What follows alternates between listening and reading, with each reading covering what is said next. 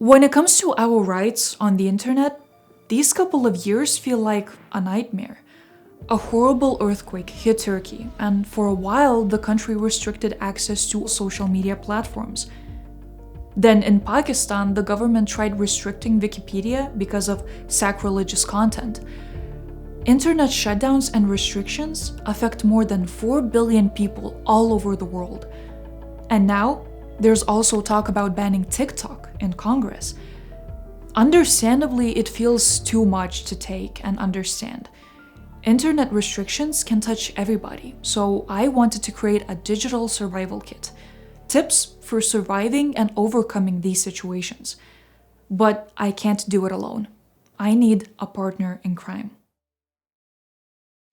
So I'm sitting here today with Alp Toker from NetBlocks, and let's talk about it. Digital survival kit, how to actually stay safe online. So, hi Alp. Hi, it's great to be here. It's a really important topic, I think, when it comes to protecting your rights online and really supporting internet freedom and digital rights around the world. And this little toolkit should hopefully help people stay connected, especially in emergencies. As I mentioned, some severe cases of internet restrictions. Can you tell me why do they happen in the first place? What are the usual circumstances and reasoning behind restricting the internet? Right, so internet restrictions and internet shutdowns happen for a variety of reasons. We're particularly focused on the intentional or purposeful disruption of internet connectivity. And this can happen for a number of grounds and bases. Very often these are government-issued orders that are then delivered to internet providers in a number of scenarios, often political scenarios, that affect populations of countries. One of the key types of disruptions that we see are during protests, public protests. The people will go out onto the streets. They'll try to protest maybe for women's rights or for greater political freedoms. And the government will push back by trying to silence these protests, by switching off the internet. You know, this is a factor we've seen, for example, over the last year in Iran, which has been systematically shutting off the internet, both in localized formats and at nation scale. On the other end of the scale, there are, for example, internet shutdowns and restrictions during school exams to stop school kids from cheating. This is extraordinary because we're talking about switching off internet access for an entire country or restricting access to major platforms just to stop these cheating incidents in exams. But one thing we've seen is that often there's an underlying reason that authorities haven't been very honest about. For example, in some of these cases, there's corruption, government or education sector ministers are actually leaking papers. So they're actually trying to silence a problem that they've created. So this is kind of a scandal in a way that is being suppressed there. But also we've seen, for example, over the last few years, during opposition political party speeches, internet connectivity has been throttled. So this is one way the government will try to retain power by preventing its own political opposition from speaking. This is something that has happened particularly in Venezuela frequently when the opposition there has given speeches. But it's also something we've seen in Pakistan more recently and in a number of countries. Internet shutdowns have been applied quite frequently during elections. This is particularly a problem in Africa, across the continent. We've seen this in Zambia, Congo, Uganda, Tanzania, but also Central Asia and Central Europe. So Kyrgyzstan, Kazakhstan, Belarus in particular have all been places where internet connectivity has been shut down during elections. So you have these, and then perhaps on the most severe side of the scale, you have military coups like Myanmar and Sudan, where the public aren't allowed to participate in the future of their own country because the coup government or the coup military will switch off the internet. It's the first thing they'll do because they want to gain control of information and really be the only voice during this type of crisis. So, as I understand, there are different levels to internet restrictions, kind of the different severities. And if I understand correctly, the lightest version, if you say, of internet restrictions is throttling, slowing down your internet connection. Can you explain to me what it is, how it works, and kind of how it affects our freedoms? In theory, this is a legitimate technology that's built into devices to prioritize certain types of traffic. The trouble is when it's used by authorities to intentionally slow down your connectivity to make it look like there's a technical issue, when in fact it's really an intentional form of censorship. And what we know is that there are two types of throttling overall.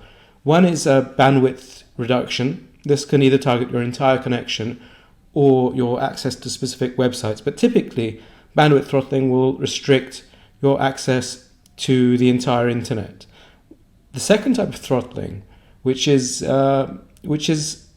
more, it's familiar to maybe gamers as packet loss, is when the internet provider, the intermediary, will actually drop some of your packets, your internet packets, to stop them from reaching their destination, or will drop some of the responses.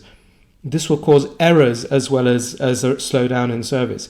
This is very commonly used in internet restrictions and censorship. And what we know is that it's also used in combination with SNI filtering, for example, which allows internet providers to very specifically target certain addresses like your social media platform, like twitter.com or like tiktok.com or whatever service you're using. And then what you'll find is that service is throttled. Social media throttling is in effect. It is something that really restricts freedom of expression at scale. Yeah, that freedom of expression really is important. I remember when the earthquakes in Turkey happened, we first got the news that Twitter, I think, was one of the first social media platforms to be restricted. And only later I realized how actually important that is. It seems like, oh, Twitter, just one social media platform. But it really is a very important communication channel for people to get help, get aid, spread the news to everyone around the world, not just in their country. Yeah, in the case of Turkey, we saw that although the restriction of Twitter was only of duration of 12 hours, it had a huge impact in the overall response because people were using it, this platform, so effectively to actually organize the rescue, the response. This was just a couple of days after the earthquake. And we even know of cases when people who were caught in the earthquake, who were trapped in rubble, actually used social media, used Twitter to reach out to their followers, the people who know them best, to seek assistance and who weren't able to do so because of this. And this is really an alarming thing. Because when you think about it, you need to reach out in an emergency to get that assistance. And a very reasonable way of doing that is actually using your social media feed where you have your followers, where you have your local community. I remember when the protests in Iran started. The news, I think I found out on Instagram. I saw someone posting about it. My friends resharing, reposting everything.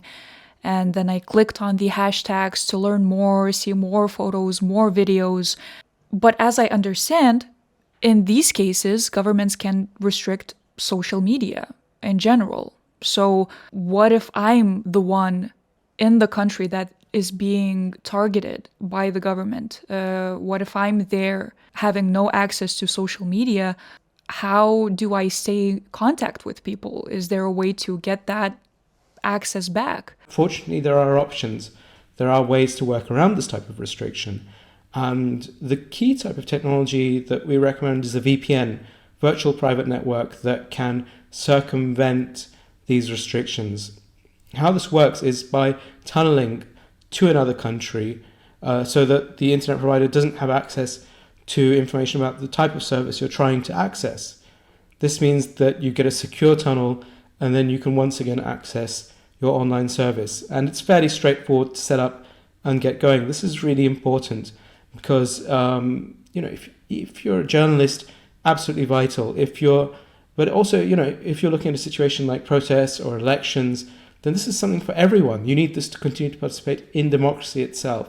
So that's really a key way of tunneling. There are other options like using an insecure tunnel or using crowdsourced networks, but these aren't necessarily the right options for social media restrictions. So the VPN is the key technology there. We talked about internet throttling, restricting specific websites, social media, and now the most dreaded and severe situation, an internet shutdown, a complete blackout.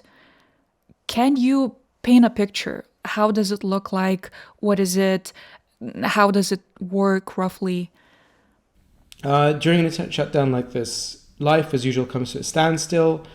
Often phone services are affected as well because phones work over IP, over internet protocol. We've also found that banking services can be affected, affecting the economy, affecting your ability to just buy essentials. And healthcare can be interrupted because these systems rely on the internet to track patients. In certain cases, we've seen that airports come to a standstill and they have to revert to the 50s way of doing things with pen and paper just to track passengers, which really slows things down.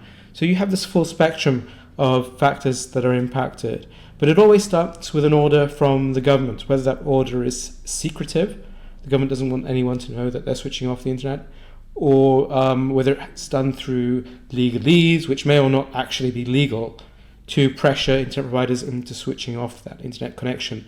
And the way the internet provider switches off the connection also varies. This can be as basic as switching off the power, pulling the plug, but there's also more specific ways that internet providers can switch off the internet by targeting geolocations and filtering those out. So really switching off your area so you have to drive to the next town to get reconnected. So let's say I'm in this situation again. I'm in a situation where I have no internet, have no access to internet. My entire city and or country doesn't have access to the internet. Is there still a way to stay connected to people, especially when you want to let people know that this is happening in your country? What are kind of the best, most effective ways? One of the things you can do is take a look back to the past. How did we connect to the internet in the 90s?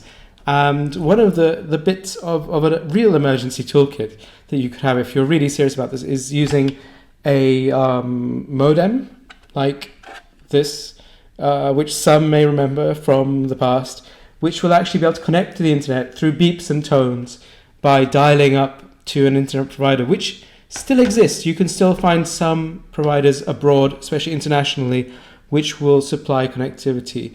And by using the phone service, you're actually able to get a very, very slow connection to the outside world. This is enough to at least say, hi, look, this is happening, to let the world know what's happening, which can then apply pressure to the government to stop doing it. It can also help you get some basic information. One of the in-between options that we've seen that has been used, for example, in Myanmar, is by going to the border, to a neighboring country, and trying to get mobile connectivity from that neighboring country. But in some cases, you don't even need to go to the border to get that service, because if you use an international SIM card, it turns out that internet providers have specific legal requirements, which mean that they can't switch off their international customers. So if you happen to have a SIM card from another country that you could try switching in, you may find that it's only your country's SIM cards that are restricted by your own country, and that you can actually connect through that SIM card. So these are some of the workarounds and tools and tricks that people have used successfully to get connected again during a total blackout. So, it's a difficult situation, but there are real options. Probably the most important thing, as someone who feels like I'm in a relatively safe country, can do, is to just be more aware of it, I guess. For example, I always check out our internet shutdown tracker to just kind of see what the situation is around the world globally, kind of figure out what is happening, the reasoning behind it, the likability that is going to happen in my country or a country that I travel to even. So is there like a general tendency that you can pinpoint regarding internet restrictions? Because from the news that I read, it definitely feels like countries are cracking down, especially on social media, for example. Yeah, I mean, when you look at this type of restriction, it's something that spreads. And at the moment, we're seeing this increasing pressure on, for example, TikTok in the US. And it's for geopolitical reasons, because the company is Chinese owned. And it's something that parents around the world may rejoice to. But in fact, it's got serious implications, because it means that internet providers are now being pressured into restricting access to major online platforms.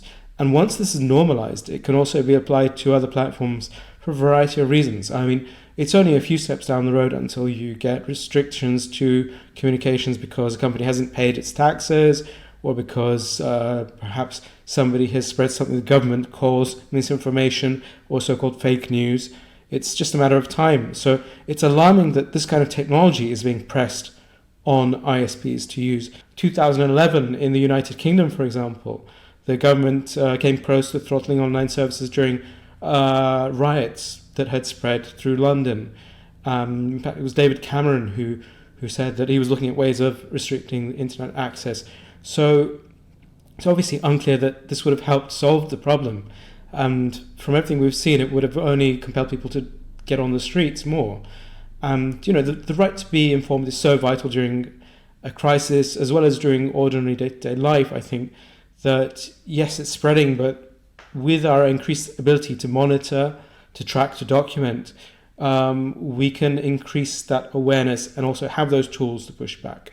So when it comes to digital rights, your own digital privacy, I really want to be aware of it, because it's not only interesting, but it is truly important, because we are so reliant on the internet. But keeping up with all the laws and regulations, especially since they differ around the world, it seems very difficult to do. So can you possibly tell me what are the most important things when it comes to laws and regulations that we should know? For example, the right to be forgotten, which is very important to Europeans. Two sides of this coin, and it's worth knowing that this is part of that toolkit, is the ability to protect yourself. And one of those resources that we've been using is definitely that report from Surfshark, which has this breakdown of countries and how people are using the right to be forgotten laws. It's one of the options. You also have GDPR, and you have the UK Data Protection Act, for example, which are useful tools when it comes to dealing with companies and getting hold of your data that they may hold on you, and also then having it erased. So these are useful, but it's still quite difficult to actually go from where you are to preparing the letters and getting those takedowns, getting that information removed. So those are some of the options. But data minimization is essential. Reducing your online and offline digital footprint as well. There's some basic tips, like deleting your files when you're done with them, so that you don't keep building up a record around you. Avoid using cloud services if you can. If you have a local network at home, at your business, take the time to set up a file sharing server that's inside your network, so that you basically have your own cloud within your network. This way you're not sending your files each time to an online service. You're not going through the public internet just to do that work, because something that's in your Word document or your family photos, these are private memories, these are private details that can be used against you, even if they're very innocuous. You have childhood pictures, you have a right to keep those pictures, but you don't want those in the hands of others because they're very personal, revealing pictures. So something that shouldn't be on someone else's computer, which is what the cloud is that's a great example of that, is just your family photo archive. Just set up that local server and take that time to have that content without going through that internet, and I think that you'll be in a better place. And one of the amazing things about modern database technology is that there is essentially no delete function. It remains there, whether it's being stored onto long-term archives, and what they can do is they can put a marker saying this data has been deleted. But for it to actually be erased physically from those tapes, drives, storage clusters can take months, years. So you need to know that when you're putting something out there, it's going to stay around and it's still going to be accessible. So delete is just a concept, it's a human construct, but that data is still there. It's just been marked for deletion at some future point. So yeah, we covered a lot, I think. But of course, I think it's impossible to cover everything, just because technology is evolving, internet itself is evolving. So we might face different problems in the future, the ones that we are not prepared for yet. So the best we can do now is to look at this to-do list, keep it updated, have our VPN and mental VPN on at all times. And I know that I will definitely come back today and see if there are things that I could do additionally to improve my online privacy that I haven't done already.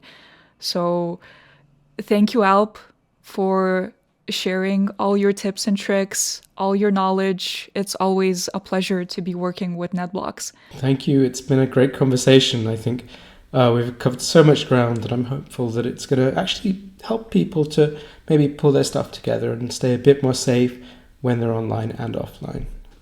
I hope it will help too. And thank you again. And remember to tune into Surfshark for your safer digital everyday.